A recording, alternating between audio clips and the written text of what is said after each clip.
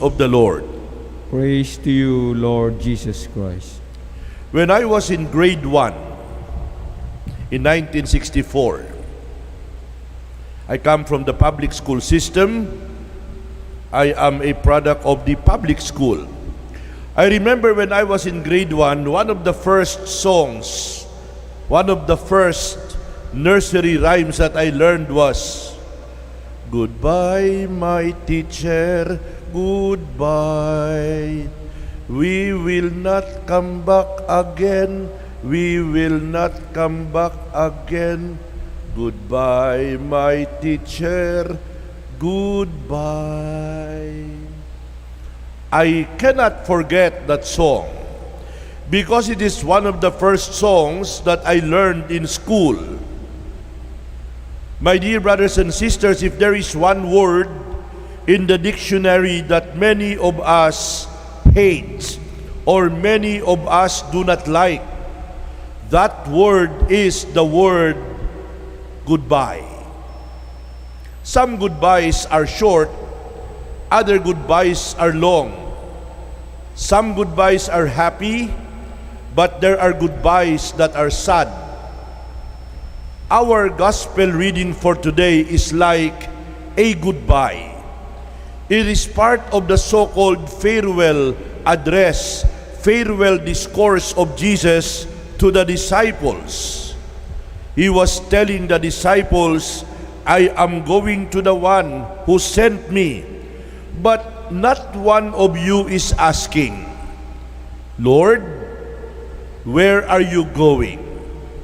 I was reflecting about this question of the Lord addressed to the disciples this morning in my room, and I said, if those disciples were Filipinos, I'm sure they will ask Jesus, "Lord, where are you going?" Because Filipinos love to ask those questions. What are some other questions that we love to ask that a non-Filipino will not understand and will not appreciate?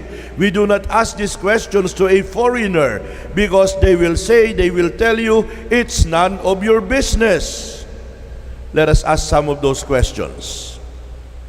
Ano yan? Anong dala mo? Anong laman ng bag mo? Saan ka galing? That's very Filipino. Saan ka pupunta? That's very Filipino. Buntis ka ba? Pakialam mo. That's none of your business. Ano ulam nyo? Ano trabaho ng tatay mo? You do not ask these questions to a foreigner. You do not ask an American or a European or even a fellow Asian these questions. They will not understand. Inquisitiveness is a human quality that many people do not appreciate. A nosy person can get a dose of his own medicine if, even without malice, he asks another person regarding things which otherwise he has no business knowing about.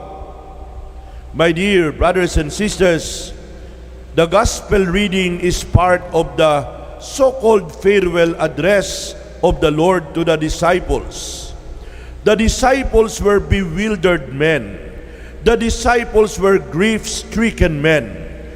All they knew was that they were going to lose the Lord.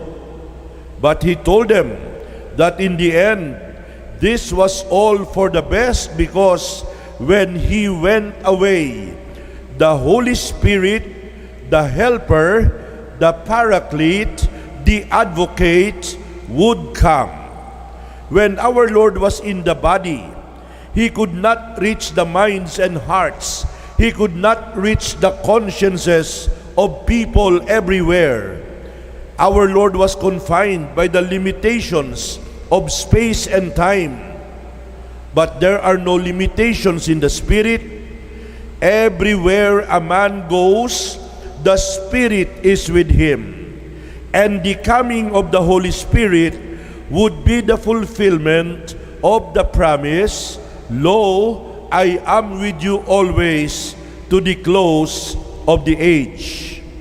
the Spirit would bring men an uninterrupted fellowship with the Lord forever, and it would bring to the Christian preacher a power and an effectiveness no matter where he preached.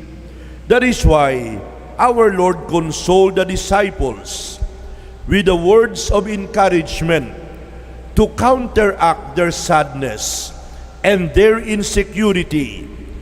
The Lord was telling them, "Do not worry. It is in your interest that I should go away, because if I do not go away, the Holy Spirit will not come to you." My dear brothers and sisters, life is indeed an interplay of hello and goodbye. There is an old song, but I will not sing that song anymore. But the older ones among us would remember the song, the title of which is "The Trouble with Hello is Goodbye." Now and then, we have experiences of welcome and farewell. Every separation is a sad occasion, but there is nothing permanent in this world. As we say, the only permanent thing is change. This the apostles came to realize. Even people come and go in our life.